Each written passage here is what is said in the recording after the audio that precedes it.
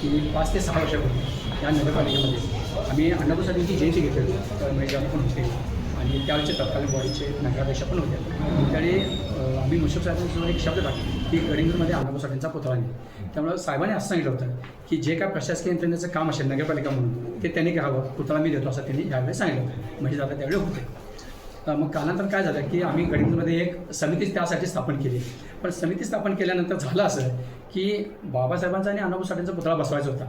पण कालांतरानं ते असं झालं की फक्त बाबासाहेबांच्या पुतळ्याचं काम पुढे गेलं आणि अण्णाभाऊ साठेंच्या पुतळ्याचं काम थांबलं.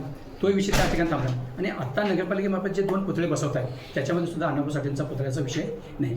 त्यामुळे आमच्या समाज म्हणून तुम्हाला एक विनंती आहे की आता जे 2 पुतळे बसवले जाणार आहेत छत्रपती संभाजी महाराजांचा आणि बाबासाहेबांचा, तर त्यासोबतच हा विषय त्याच्याही आधीचा असल्यामुळं अण्णाभाऊ साठेंचा, छत्रपती संभाजीराजांचा आणि बाबासाहेबांचा पुतळा हे एकत्रितपणे एकाच वेळी बसवावेत अशी तुम्हाला आमची विनंती आहे. कारण पुतळ्याचा विषय काय आहे तो मुश्रीफ साहेबांमध्ये देतो म्हणजे त्यामुळे पुतळ्याचा खर्चाचा विषय काही नाही आहे.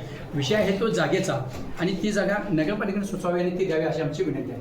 त्यासाठी समाज म्हणून आमचं जर काय मदत किंवा सहकार्य लागत असेल तर आम्ही करायला तयार आहोत. आता या ठिकाणी तुम्ही दोघं नगराध्यक्ष आणि उपनगराध्यक्ष हे आमचे असल्यामुळं आमची तुम्हाला विनंती म्हणा किंवा थोडीशी अधिक आपुलकीनं आम्ही तुम्हाला हे असं सांगतोय की हे साहेब काम झालं पाहिजे. जर हे काम तुमच्या दोघांच्या कालामध्ये नाही झालं तर पुढच्या 50 वर्षामध्ये होणार नाही याची मी तुम्हाला खात्री देतो. कारण तुम्ही आमचे लोक म्हणून जर तुम्ही आम्हाला समजून घेणार नसाल तर या खुर्चीवर बसणाऱ्या दुसऱ्या समाजा म्हणून समजून घेऊ शकत नाही. हा पाठिंबाचा 80 वर्षाचा इतिहास आहे. त्यामुळे आम्ही तुम्हाला आमचे बंधू म्हणून, भाऊ म्हणून, जवळचे म्हणून आम्ही तुम्हाला विनंती करतो.